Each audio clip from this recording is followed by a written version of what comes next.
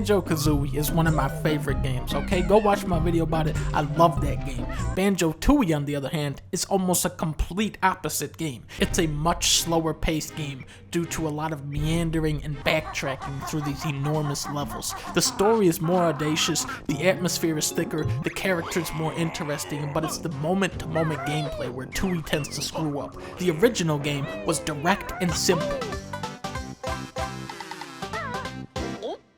Banjo-Tooie is sprawling and confusing, and everything takes too long to do. Here we go. Yep. Alright. That's enough. No, seriously, that's enough. Is this done? Is this done yet? Okay, almost there. Almost there. There we go. Oh my god, it's still going. Jesus Christ. Are you finished? That pretty much sums the game up.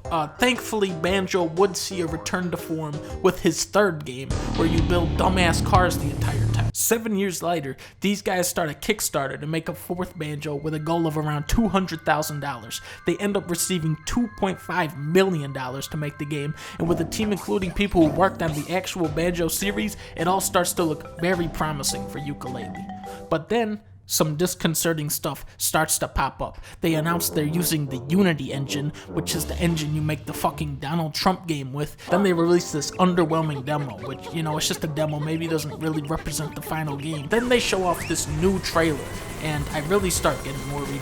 Then jump to about a year later, just weeks before the game releases, they make the weird move of removing JonTron as a voice actor for the game. In case you missed the controversy, popular YouTuber JonTron made some dumb, horrible, vile remarks on the internet for the world to see. He said that he was not impressed by the new Zelda Breath of the Wild. Now obviously you have to remove this man from the game, but did you really have to do it in such a public and arrogant way, Playtronic? I didn't even know JonTron was in the game until you said he was out of it, you know? I think they're still trying to cover their tracks from Banjo-Tooie. So now it finally comes time to play Yooka Laylee.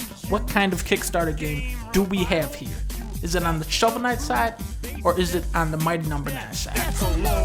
It's on the fucking shitty side, I'm sorry guys. Although Shovel Knight is in the game, Yooka Laylee is uninspired and wildly uneven. It hits you with the best level right off the bat, and then it just kind of fades out. Inconsistency haunts every corner of this game. Sometimes the music is beautiful, other times it's just loud and bombastic and grating. Sometimes the game looks beautiful, sometimes it looks like dog shit. Sometimes the controls are razor tight, other times they're slippery and imprecise.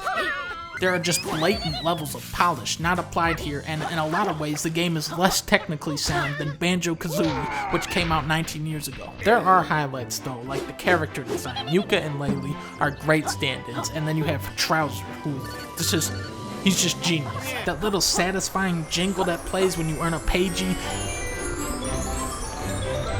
the vibrant, colorful settings. The rest, though, is just half-hearted, buggy filler and missed opportunities. Rextro 64ers, this dinosaur with these little arcade cabinets you play to earn pages. On paper, sounds like a lot of fun.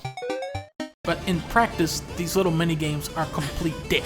You have this shitty golfing part that makes me want to blow my head off. You have these wonky minecart sections. You have this fucking dickhead hub world where you can't even find the next level. Seriously, who made this thing? Why do the enemies take so many hits to kill? Why do I have this annoying meter for my special abilities? Why is it so hard to fly around? Why does this casino level even exist? Why don't the characters interact and feel like they're a part of the level? Instead, they're just kind of glued onto the floor. Why do they have these crappy black doors everywhere that disrupt the flow of the entire game? Do I go this way or do I go this way? This is where you're supposed to go.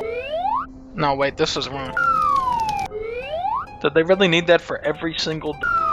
Where's the pause theme, man, huh? How you not gonna have pause music? Why do they just keep recycling the same characters in every level without introducing ones that actually fit the level theme? Yooka Laylee is too afraid to embrace the confident simplicity of Banjo-Kazooie, and it isn't inventive enough to be mistaken for Banjo-Tooie. It ends up feeling like a fan tribute rather than something a team of professionals worked on, and I'm very disappointed with this game. But I hate to end this video on such a down note, so you know what? I'm about to hit you with some real games, okay? You want a fun platformer with a ton of variety? Bam! Go play Mario Galaxy Domestic. Oh my god, this game's domestic. Go play the new Ratchet and Clank. You want a more story-driven platformer? Bam! Psychosis. The levels take place inside of the minds of the characters. You want some new shit? Don't do it. Bam! Hollow Knight. It's like cute Castlevania with some nods to Dark Souls, and you can do the DuckTales combo. Boom! Rayman Legends, every single level of this game is a masterpiece. It's a masterpiece. Now be honest. Do you want to play as a lizard who makes dated references to celebrities every time the level starts? Bam. Gex. To see the world as Keith Richards does. This looks like an all-nighter at Richard Simmons' house. Note to self, don't drink tap water at Jerry Garcia's. Reminds me of Halloween at Rip Taylor's. What does this remind you of, Gex?